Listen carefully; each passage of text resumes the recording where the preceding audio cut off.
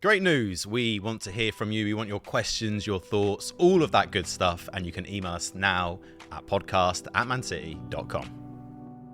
Well, the football fan is from all shades, all colours, all genders, all types of personality. Never mind mentioning that it's equality.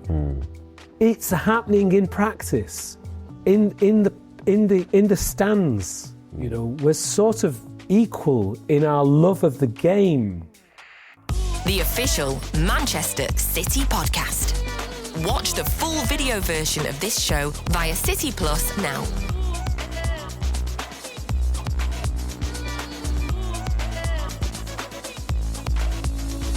To mark Black History Month, we commissioned a poem from Lemn Sissay to celebrate and reflect on the club's history from Main Road to today and look back at some of the influential black figures that helped us get here. So the man himself is here. Mr. Sissay, it's good to see you. It's a pleasure, absolute pleasure. I think the pleasure's all mine, to be honest. Could you tell us a bit about yourself? My name is Lemn Sissay. I'm a writer, poet. I grew up in Lancashire, and I would see Manchester on the horizon, glinting on the Lancashire plain, and always wanted to be there, and came when I was 18. So I came here very early on. I think I was 13. I came to see Man City play. Yeah. The first time I came to this city was to see City. And why do you think it almost felt like home to you? Because I've got my own perspective on that, but how about yourself? Look, I didn't have a family. I didn't have a mother, a father, sisters and brothers. I was in children's homes. And so to have a sense of belonging to a place meant that it gave me the closest relationship to family that I've really ever had, actually. It sounds a bit heavy, but it is true. Yeah. So it was down to the people. Yeah. I think for me, that's the important part. I think it's the people. Yeah. So for myself, I was born in Nigeria and I came to be raised in England, not a stone's throw away from where the stadium is now in Mouthplatin. And in those initial years... In Mouthplatin? In Mouthplatin, yeah. So in those initial years, it probably didn't feel like home. I feel like my household was my home. Yes. And as time passes, you get to see some of the people from the area and the acceptance and the way that they see you. Yes. I think that's when it started to feel like home to me. And even to this day, it very much feels just like that. That's really beautiful, man. Yeah. I mean, home can be an accepting place, yes. 100%, yeah. But it can also be a place, you know, where you're a stranger at first, you know. And I think coming to Manchester as a stranger and then finding it to be home is a very powerful way to be connected to somewhere. 100%. To come to it as a stranger, yeah, and then be accepted by it. And I think this is... What you've just said there is beautiful as well, because another part of feeling like home is the fact that I joined the academy from 10 years of age, the Man City Academy. You were 10? I was 10 when I joined. What year? This was in 97. Oh my word. And interestingly then, another form of feeling welcome, feeling at home is with a football club. But even from there, I remember my days of going to watch City at Main Road. And that's the first true time I really felt a sense of identity. Not just to the city, but to something else like a football club. So I want to know, how did you feel when you were asked by Man City to write a poem? Man, I felt proud. I wanted to do a good job. It was a challenge when I was asked to write this poem for Manchester City, and it was, and is, an honour.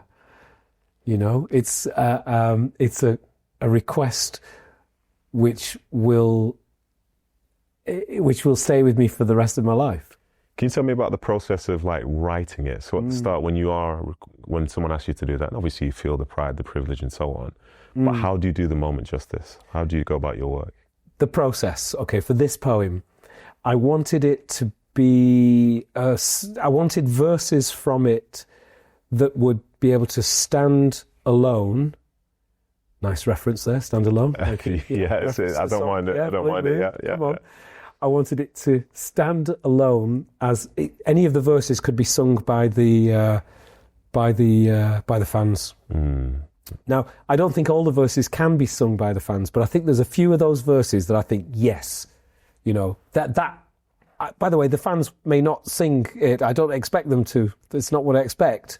But I wanted to write it as if they could, because I wanted the poem to be owned by the person who's in the stand watching the game, and I wanted the poem to be owned by the person who was on the pitch playing it. I wanted them to feel proud reading it, and I wanted the fans.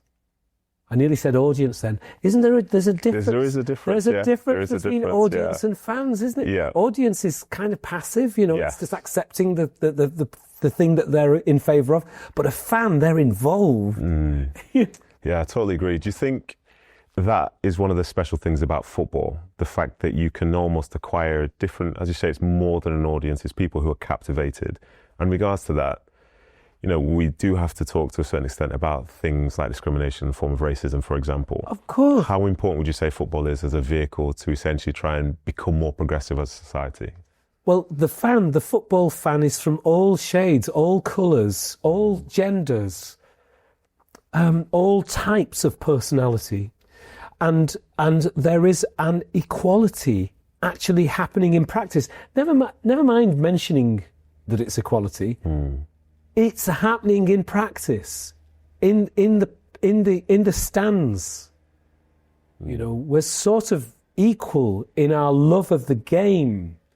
And one of the beautiful things about sport and football in particular is that all the players are doing different things. They're all individuals within their own right, period.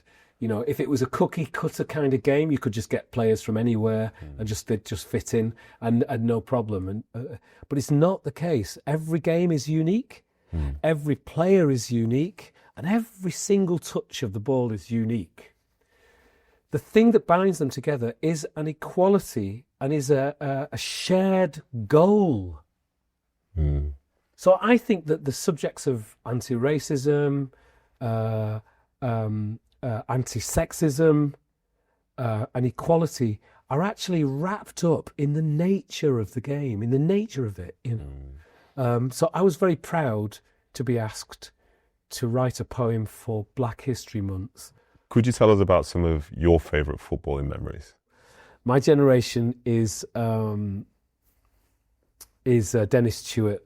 Yeah. And there was a very famous scissor kick where he scored a goal with the scissor kick. I wasn't there for it, but it's just it then takes me straight to football cards. We used to collect football cards when we were kids and swap them at school, and they smelt like a bubble gum, I think, if I remember rightly. And the Kippax. Yeah. And I was in the Kippax once, but we went with the head of the children's home. His name was Mr. Harding. And now I look back to those times, which were quite difficult, I realised that football did something really profound to me as a kid.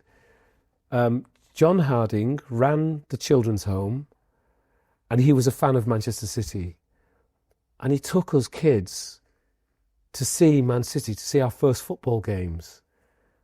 That was the first time I came to Manchester, and it was the first time I saw a football match. And we didn't have those moments when I was a kid of outside the children's home with an adult. And that was because of his love of the game.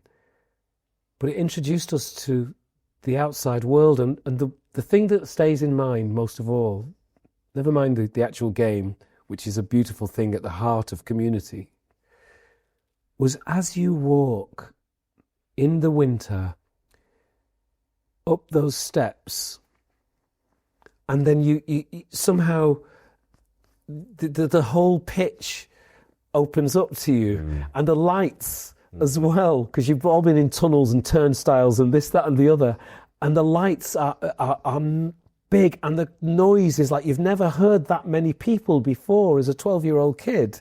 You've never heard that many people speaking at the same time, or singing, or eating pies, or whatever we're doing and it was just incredibly powerful. That's so interesting. In regards to those football memories that you were mentioning just then, it made me think of my time as a child, because I was a ball boy at Main Road. Oh, you were ball. I was a ball boy at Main Road, so the feeling that you sort of described there, seeing all those people shout for the first time, the pies, all that culture, for me, I remember being in the tunnel before the game and I just peer my head through the door and I could see all the players start coming out. Amazing. But now we need to get out before the players come out. So we get a chance to walk through that tunnel to see all those tens of thousands of fans so excited for this game of football. They're all waiting. Everybody's ready to go. Everyone's getting up on their feet. The music would start to play. And it looked and felt amazing. And to be honest, for me, that's when I never necessarily dreamt of being a footballer from when I first started. Right. But when I felt that, I thought, if this is something I get to do, then what an amazing opportunity it would be. And also in regards to that, how do you feel about people who, for example, say that representation doesn't matter? When people say representation doesn't matter, let's imagine what it was like before women were represented, okay? So, and I remember those days. So it was great football coverage, all men talking about men, assuming that women are not interested in football. Once we decide that representation is important and encourage women to play football and encourage women to speak about and report on football, then what happens? There is the World Cup. There is leagues of women now. Girls in schools have got an opportunity to play football and do something different. Okay, so representation matters on a fiscal level. Financially, representation makes sense. Having people of different colours, different races, and having women and men playing full football just means that the world is your oyster. And with the internet, you know, borders are a lot more fluid. You know, people can see when there's no representation, when there's no diversity, there's no enjoyment. Yeah. Yeah. It's really simple. Yeah. You know, it's not complicated. If a person embraces diversity, they don't feel unusual when they come into a room and they see lots of different people in there. You know, they feel safe. They're like, oh, this is a safe space. For sure. I think from my perspective in regards to that particular point, some of the discussions which I've had to have in retirement in particular on a sort of like national level, whether it's on radio, on TV, to do with things like discrimination. One thing I always find is that is always going to matter more to a smaller group of people, but it doesn't mean that you should alienate other people whilst discussing it. Because I think for some, subconsciously they're looking for an exit route because they can't necessarily have the empathy.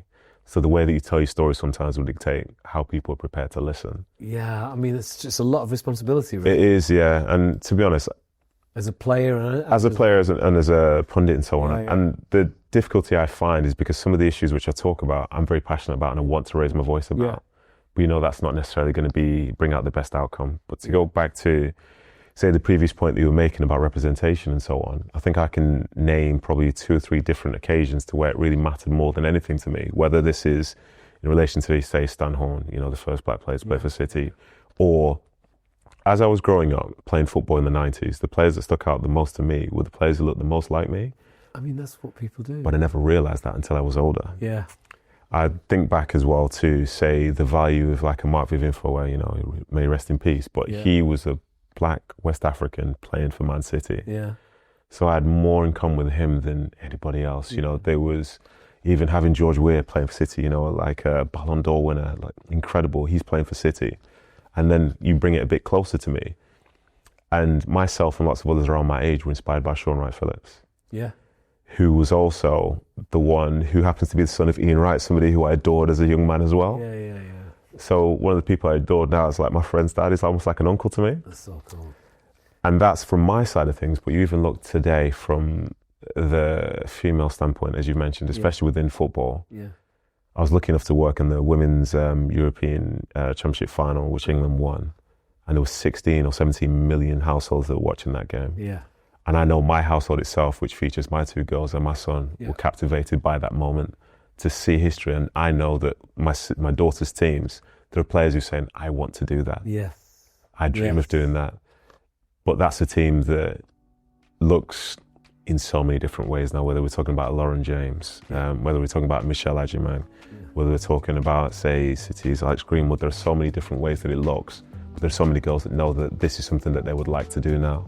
If that wasn't on TV, how could they say that that's the moment that they want to share? So thank you very much, Lemn. Thank you, especially thank you. The unbeatable official Manchester City podcast. Watch the full video version of this show via City Plus now. Got a question? Send us an email at podcast@mancity.com.